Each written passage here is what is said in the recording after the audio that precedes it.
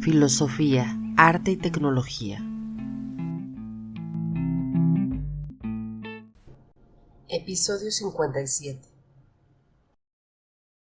Buenas noches, bienvenidos. El día de hoy iniciamos una nueva serie donde estaremos abordando algunos temas relacionados con el feminismo y sus diferentes vertientes. Y el día de hoy nos acompaña Milena Rodríguez Asa para platicar un poquito acerca de Roswitha Schultz. Y bueno, pues Milena, te damos la bienvenida. ¿Cómo estás? Hola Marisol, buenas tardes, noches, días, ¿cómo estás? Por acá, muy bien. Excelente, Milena. Oye, pues para iniciar me gustaría que nos platicaras un poquito de ti, que te presentaras. Vale, bueno, yo me llamo Milena, como ya lo decíamos, soy de Colombia y hace 6 años vivo en México. Hago un doctorado en teoría crítica, específicamente en Puebla, y mis intereses, digamos, académicos tienen que ver con la lucha, la comprensión del capitalismo y las posibilidades de transformación radicales en ese contexto. Vivo en condición de migrante, entonces tengo un duelo entre estar y no estar en el lugar que debo estar siempre. Eso por ahora creo que sería una presentación. Muy bien, Milena, pues muchísimas gracias por acompañarnos. Y bueno, sabemos que a lo largo de este mes habrán diferentes eventos a propósito del 8 de marzo y consideramos que es una fecha sumamente importante, sobre todo para recuperar presupuestos teóricos de los diferentes movimientos feministas. Y para ello me gustaría pedirte que nos ayudaras a pensar acerca de qué es el feminismo. ¿Cómo lo definirías tú? En los feminismos pueden entenderse como una postura radical que intenta transformar las relaciones de género, por decirlo de una manera muy genérica, ¿no? Pero creo que más allá de eso, el feminismo es la perspectiva política de darte cuenta que tienes un lugar en el mundo que no depende de lo que quieras ser, sino que está atravesado por unos condicionamientos estructurales, económicos y socioculturales, ¿no? Y es como una apuesta política de transformar, ojalá radicalmente, ¿no? Eso pienso que es el feminismo, así como una apuesta por transformar los espacios cotidianos hasta transformar los que parecen que son imposibles, ¿no? Y es más que una reivindicación política de identidades, es la posibilidad de desmontar esas identidades que nos constituyen o nos constriñen en ciertos roles o en ciertas funciones. Y bueno, también hemos visto que a lo largo de la historia, pues estos movimientos feministas pues han surgido a partir de diferentes causas, de diferentes luchas. Y en ese sentido, ¿podrías ayudarnos a identificar algunas vertientes dentro de estos feminismos? Como te decía, como ha habido como un trasegar muy amplio del feminismo, o sea, dependiendo de desde donde quieras arrancar, pero por ejemplo podemos identificar un feminismo que surge con las reivindicaciones, por ejemplo, de Simone de Beauvoir, que van un poco más como a las condiciones de la existencia de la constitución de lo que es ser mujer, pero también hay unos feminismos que se constituyen más como una defensa de derechos o la defensa de las mujeres en principios de la igualdad, como vendrían a ser los movimientos sufragistas. También hay una línea que es un poco más liberal, que intenta, en lugar de transformar la estructura económica en la que vivimos, insertar a las mujeres en lugares de poder o en lugares de representación, que vendría a ser como un feminismo más liberal, ¿no? Hay un feminismo radical que tiene pues distintas perspectivas, pero entre esas como la abolición total de las relaciones de dominación de género. Los feminismos comunitarios y populares son muy importantes, me parecen, en América Latina y que tienen que ver justo con una relación directa con los territorios y las formas en las que se experimentan. Creo que más allá de encasillar a los feminismos con un adjetivo, son más bien formas de dar cuenta de procesos políticos que se insertan o no se quieren insertar dentro de una lógica determinada de lo que es la sociedad. Pero me parece que es muy importante que durante los últimos, tal vez 40 años, hemos visto el surgimiento y la fuerza de feminismos que critican feminismos anteriores, como por ejemplo la crítica de los feminismos comunitarios o afrodescendientes o latinoamericanos hacia el feminismo blanco o el feminismo liberal. Entonces creo que las vertientes del feminismo son tan amplias como la experiencia política de las mujeres. Sin embargo, todos parten de entender que no existe una situación que permita la realización plena de la vida de los seres humanos, sino que está atravesada por esa construcción del género. Qué interesante, porque justamente me parece que ahí es donde se inscribe el pensamiento de Roswitha Schultz y me gustaría que nos la presentaras. ¿Quién es Roswitha? Pensaba que podíamos hablar de Rosvita. Yo sé que no es una de las mujeres que más fácilmente se piensa cuando se piensa en el feminismo, valga la redundancia, ¿no? Y eso tiene que ver con varias cosas, ¿no? La primera porque es una mujer alemana que todavía está viva y entonces pareciera que las grandes teóricas deberían estar muertas. La segunda es que el debate en el que ella se introduce, que tiene que ver con la teoría crítica del valor para producir su teoría de la decisión del valor, es un debate que surge como en crítica a lo que fue el socialismo real con la caída de la URSS. Y la tercera, porque siento que la discusión que establece Rosvita a través del género, por ejemplo, que ella lo critica, más bien desde su feminismo marxista, es una apuesta que va un poco en contra de una teoría liberal del feminismo, un poco en contra de la teoría queer, por ejemplo, del feminismo, y un poco en contra de una academia comprometida que parece menos comprometida de lo que realmente se enuncia. Entonces, para mí, Rosvita, me parece que es importante pensarla como en tres lugares distintos, ¿no? El primero es que me parece que hay una experiencia de sentirse o percibirse como outsider, ¿no? O sea, siempre por fuera, o sea, de no encajar siempre. Y me parece que esa es una experiencia que las mujeres en general nos atraviesa en algún momento de la vida, sino en todo nuestro trasegar, ¿no? Desde la adolescencia, la infancia, la vida profesional, académica, laboral, ¿no? Entonces, ese sentimiento de outsider como un lugar de enunciación es un lugar que reconozco mucho en otras mujeres, porque es el saberse que no estás en el centro, pero no quieres estar en el centro, sino romper la relación que hace que se generen unas pocas favoritas o unas pocas elegidas o unos pocos elegidos, ¿no? Esa es la primera condición que resalto de la experiencia de Rosvita.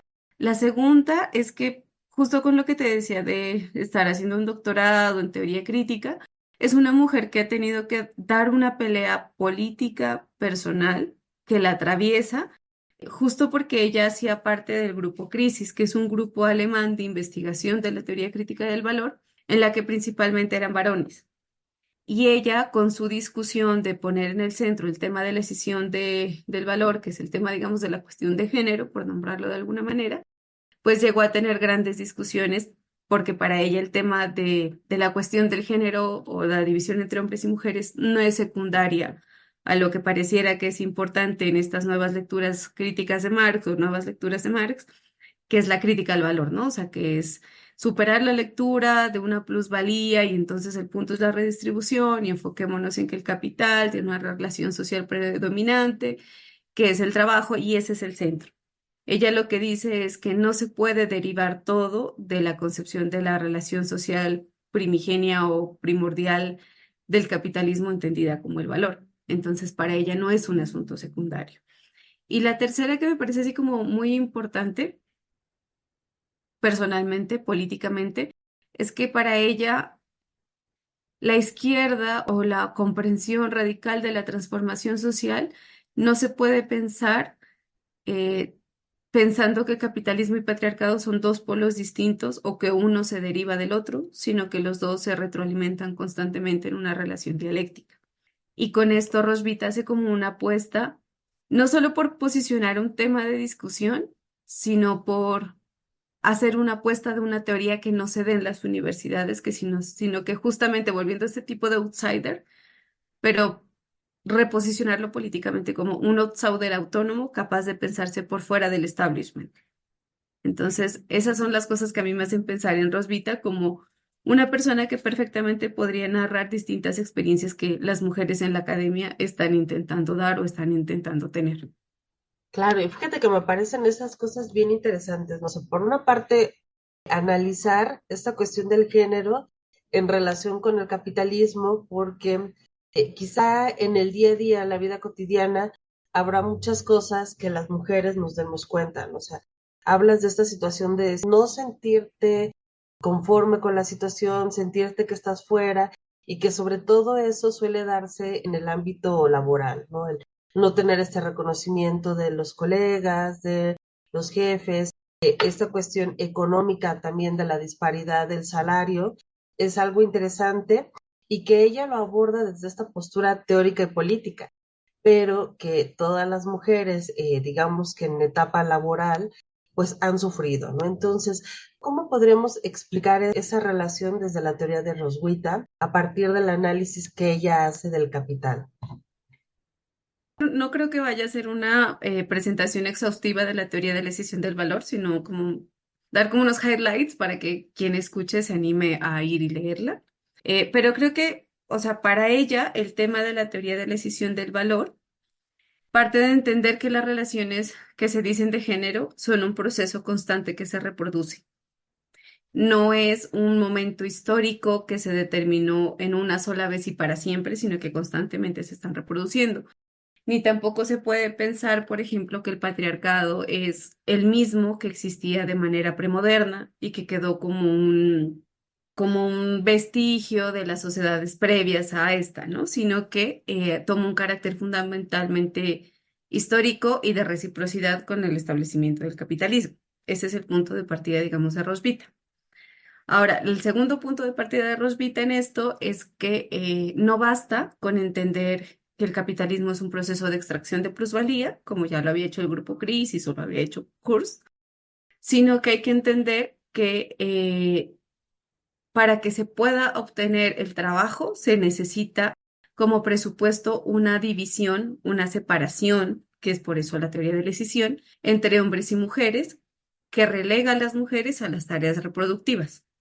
Y todo lo que tiene que ver con los cuidados, con la sensualidad, con la emocionalidad, queda como relegado, o más bien, sí, es relegado a lo femenino como una debilidad dentro de, ¿no? Como una necesidad de separar quién va a hacer qué y cómo lo va a hacer. Para ella este no es un asunto mero de entre lo público y lo privado, sino que esto es una construcción histórica que hace posible que se fundamente el principio de la explotación del trabajo, digamos. Entonces, en estas actividades que empiezan a demarcarse a través de la decisión como lo femenino, pareciera que tienen un carácter distinto al del trabajo abstracto y lo tienen, pero no por eso pueden quedar subsumidas, digamos, bajo las categorías tradicionales del pensamiento económico, que son las que retoma Marx en su análisis de la economía política. No se pueden leer a través de los mismos conceptos. Entonces, lo que propone Roswitha es esta esfera o esta dimensión de lo femenino, de lo reproductivo y de los cuidados, hace parte de una totalidad social en la que están tanto el trabajo reproductivo como el trabajo productivo, pero no se pueden derivar uno del otro. Entonces, lo que más o menos decía Roswitha Scholz con esta decisión es que si las categorías económicas no son suficientes, se debe entender que hay una relación también psicológica y social que está atravesando esa construcción. O sea, no es netamente un proceso económico o que se puede ver a través de las categorías del valor. Y las atribuciones de género que se marcan de una manera distinta en el orden simbólico o de una manera cultural están constituyendo un sistema patriarcal capitalista, ¿no? Entonces, a la hora de analizar la relación de género, a Roswitha no le gusta decir género, lo dice de una manera crítica. Se trata de ir un poco más allá de las condiciones de reproducción material de la vida para entender que existe una dimensión psicológica en la que se proyecta hacia las mujeres esta debilidad, esta sensualidad, esta esfera de los cuidados, o sea, pero está inmersa en una totalidad social. No está por fuera, no está aparte, ¿no? O sea, por eso te digo que criticaba un poco esta separación entre lo económico, entre lo público y lo privado, porque para ella la puerta de la casa no es el final de la relación productiva, ni la puerta de la fábrica o del trabajo es el fin de la relación de género establecida en la esfera privada, ¿no? Sino que las dos están completamente compenetradas, ¿no? Y ahí hace como una crítica que me parece así como bien importante, y es que, por ejemplo, la decisión entre lo femenino y lo masculino no está solamente presente, por ejemplo, en las ciencias naturales, en la filosofía y en la teología, que son como las líneas del pensamiento que fundamentaron todas las ramas del conocimiento posterior, sino que avanza a decir que, por ejemplo, en la época del Fordismo, que ya estamos hablando del siglo pasado, no más atrás de 60, 70 años de lo que estamos viviendo ahora, pues ahí se da el prototipo de la relación que necesita el capital en tanto a división o escisión de lo femenino. Y entonces ella señala cómo en la época del Fordismo se establece la célula familiar que va a ser el prototipo de familia que tenemos constituida, que si bien viene de la familia burguesa, como que el canon, la chispa de el prototipo ejemplar de familia que necesitamos es la familia fordista, del obrero y de la mujer encargándose de las tareas de más de casa. ¿No? Pero lo que me parece así como mucho más importante es que Rashbita avanza todavía más para decir que estamos en una crisis del capitalismo, como lo dice Kurz, y que como el capitalismo está llevándose a través de sus propias contradicciones a sus límites, para ella decir, sí, las mujeres ya no se encargan solo del trabajo de la casa, las mujeres están asumiendo profesionalización en condición de supervivencia y los hombres están encargándose de trabajos que antes se pensaban como amas de casa porque hay una... Es obsoleto el trabajo abstracto, dice ella, ¿no? Pero en esta crisis, como de salirnos de esa familia fordista también establecida como prototipo y estar en una crisis del capitalismo, lo que ella dice es que también se está produciendo una crisis en las instituciones patriarcales como la familia, que llevan a un embrutecimiento salvaje de las estructuras psíquicas y las estructuras sociales en las que se desarrollan las jerarquías patriarcales. Y lo que dice es que si bien hay mucha gente preocupada por entender cómo se están dando las relaciones, por ejemplo, la tasa de ganancia del capital, el surgimiento del capital ficticio, pues también es necesario voltear a ver a cómo se está dando la dinámica de estas relaciones o estructuras jerárquicas patriarcales que parece que parece que estuvieran desapareciendo, pero lo que está desapareciendo es una forma en la que se presentaban mientras estas se están reafirmando constantemente desde otros lugares, ¿no? Entonces, lo que me parece que es interesante es que ella no intenta homogenizar tampoco un feminismo. Ella parte de entender el capitalismo y el patriarcado como relaciones globales, pero entiende que existen las diferencias, por ejemplo, de lo que se puede denominar tercer mundo con Europa, ¿no? Entonces, en Europa, por ejemplo, la preocupación pareciera inclinarse a que sea que las mujeres lleguen a lugares de poder. Y en América Latina, más bien lo que se está viendo, o más bien en el tercer mundo, si se puede decir de alguna manera, es que vemos que las mujeres están siendo administradoras o se está poniendo sobre sus hombros toda la carga y la gestión, por ejemplo, de la crisis, como lo vimos en la pandemia, ¿no? Son las mujeres a través del cuidado las que están dándole un giro de tuerca para poder sobrevivir a la crisis. Y entonces las mujeres terminan absorbiendo no solo más carga de cuidados o de trabajo doméstico, como se dice en otras líneas del feminismo que no es la de Rosvita, sino que también están asumiendo trabajos cada vez más precarizados, trabajos que ya no cuentan con las mismas condiciones que se tuvieron, por ejemplo, en un estado previo de Fordismo, de estado de bienestar. Y lo que me parece muy importante de ella, y es por lo que puede llegar a ser controversial, es que ella debate un poco con estas líneas de la construcción del género como un discurso que les maneja un poco más Judith Butler. Para ella el tema no es discursivo y relativismo cultural, ¿no? Sino que entendemos una estructura global que necesita que se dé la escisión de género, si se quiere decirlo de esa manera, o la escisión del valor para que se reproduzca el capital. Entonces, al estar en una relación tan recíproca, escisión y valor, la única forma de acabar uno con o de acabar con el capitalismo, si se quiere, o de acabar con el género, es que se acabe de alguna forma con esa relación recíproca entre los dos y que los dos se destituyan como principios de socialización. Ah, qué interesante. Y sobre todo me gusta un par de cosas, ¿no? Por ejemplo, que menciona como esta dimensión psicológica, porque es importante, ¿no? O sea, siempre es como esta carga que se va perpetuando y que a veces se va asumiendo de manera inconsciente o consciente y se va replicando, ¿no? Tanto en hombres como mujeres. Y pareciera que no hay un cuestionamiento, sino más bien la vida se despliega de esa manera y se van asumiendo, ¿no? Hasta que llega situaciones de crisis que se hace un alto y entonces se reflexiona sobre esta situación en particular. Entonces, me gusta mucho eso y también me parece bien interesante que sea como muy puntual y que perciba que tanto en Europa como en Latinoamérica hay necesidades distintas y que también se está avanzando a ritmos diferentes y que precisamente pues a partir de estas necesidades vayan surgiendo nuevas líneas de investigación, nuevas teorías, porque es necesario que finalmente cada mujer en su contexto piense su realidad, ¿no? Y que además en grupo, con sus comunidades, con sus colegas, haya pues este tipo de diálogo que a veces puede resultar bastante complejo, porque ya lo mencionabas, ¿no? O sea, el abanico de posibilidades de los feminismos se han abierto bastante, pero me parece que también eso es importante, ¿no? Que haya un diálogo. Y lo otro, y es como preguntarte, entonces, esta propuesta de Roswitha, digamos, ¿cuál es como el punto de inflexión con la teoría queer? Con la raíz filosófica de la no identidad que tiene Roswitha Scholz, ¿no? Para ella, el principio no es afirmar la diferencia y encarnar la diferencia, porque esto puede derivar en perspectivas identitarias, perspectivas que son un poco mucho más fáciles de administrar dentro del auge del neoliberalismo y el ser lo que quiera ser, ¿no? Yo no conozco mucho de Judith Butler, conozco un poco más de Roswitha, pero sé que tiene que ver justo con entender que no es un tema discursivo la forma en la que habitas el mundo, sino que tiene que ser transversal a la forma material de reproducir la vida, la forma en la que se constituye la subjetividad, que es una de las preocupaciones más importantes para Roswitha, y la forma en la que se constituye esta subjetividad tiene que ver con los procesos psicológicos o psicoanalíticos, si se quiere decir.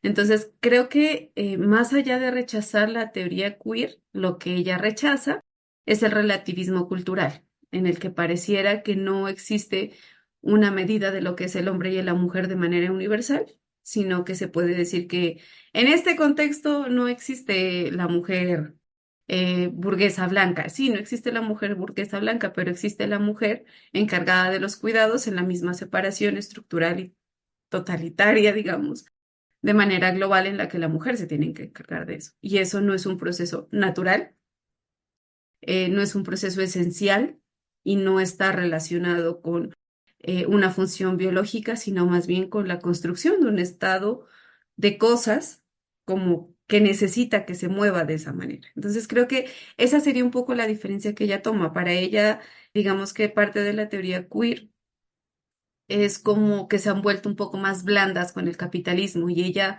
sigue manteniendo la relación de la escisión del valor o las relaciones de género directamente con el capitalismo. O sea, para Rosvita me atrevería a decir que no es posible que se supere la relación de oposición o de subordinación de las mujeres o de otras identidades, por nombrarlas así en este momento, dentro del capitalismo, porque necesita que exista esa relación desigual el capitalismo. Pues creo que ese sería. Qué interesante, y me parece fascinante esta propuesta, la verdad es que vale mucho la pena, pero dinos tú, ¿con qué te gustaría cerrar? ¿Cuál sería como la reflexión final o por qué invitarías al público a recuperar estas teorías de Roswitha? A mí a veces me parece que las cosas entran más fáciles por chismes, ¿no? A veces el chisme nos lleva a indagar un poco más en cosas. Entonces, Roswitha hizo parte del grupo Crisis, que es uno de los grupos alemanes más importantes, así súper encargados de la teoría crítica del valor. Y ella estuvo ahí presente durante muchos años con Kurst. Y ella cuenta la experiencia de siempre tener su tema sobre la cuestión del género de la mujer subordinada. Y ella da cuenta en algunas entrevistas, creo que hay una en Constelaciones que se puede encontrar fácilmente, en la que ella dice que siempre al hombre se le va a exaltar la pasión por el trabajo. En cambio, a una mujer siempre se le va a preguntar por qué está tan apasionada con el trabajo en lugar de tener hijos, en lugar de cargarse de una familia, en lugar de hacerse cargo de los roles de la mujer. Y ella tiene una anécdota en la que dice que estaban discutiendo justamente temas teóricos y solo había dos mujeres en este grupo de hombres que era el grupo Crisis. Y al no estar de acuerdo ella con la posición de uno de estos hombres, es abofeteada por uno de ellos en una discusión académica. Y ella dice que en ese momento ella no supo cómo reaccionar y no supo cómo defenderse o poner un estate quieto y quiso pensar que eso era un desliz, o sea, como un momento que puede pasar, o sea, que no era nada grave, pero que finalmente ella en algún punto fue pareja de Kurst, que era como el padre de este clan de varones. Y este clan de varones se destruye, ¿no? O sea, se descompone como en los noventas y entonces el típico cliché de matar al padre, entonces quieren poner otros padres y a ella le echan la culpa de que ella también hizo parte de la descomposición de ese grupo. Entonces es como las mujeres nos volvemos incómodas en los espacios de discusión académica y no solo porque seamos mujeres disputándonos en lugar de abandonar las discusiones, sino porque pareciera que tenemos la capacidad de ver algo que para los hombres no es importante. Para los hombres el tema del feminismo y el tema de género es un tema externo, es un tema de más en su haber filosófico, académico, teórico. Para nosotros es una cuestión de experiencia de vida transversal a todos los ámbitos de nuestra vida. Y el mantener una voz fuerte y haber fundado un grupo propio que se llama el Grupo Exit, en lugar de abandonar la discusión, me parece que hace que Rosvita sea una mujer muy interesante, porque no tiene miedo de contar su experiencia con los hombres, ni de abrirse a otros espacios de discusión donde pudiera discutir lo que ella necesitaba discutir. Wow, no, pues la verdad es que sí, esa anécdota tremenda, pero me parece muy interesante cómo reacciona, ¿no? En lugar de quedarse callada, de apartarse de eso, pues más bien buscar su propio camino con otras colegas para seguir replanteando eso que en el otro grupo pues no tenía voz, ¿no? Entonces, pues te damos las gracias, Milena, muchas gracias por acompañarnos y platicarnos acerca de Roswitha. Y bueno, pues estaremos pues compartiendo información también de Roswitha para que quien esté interesado, bueno, pues lo lea de manera directa a través de sus artículos. Y pues bueno, pues nos despedimos. Chao. Muchísimas gracias.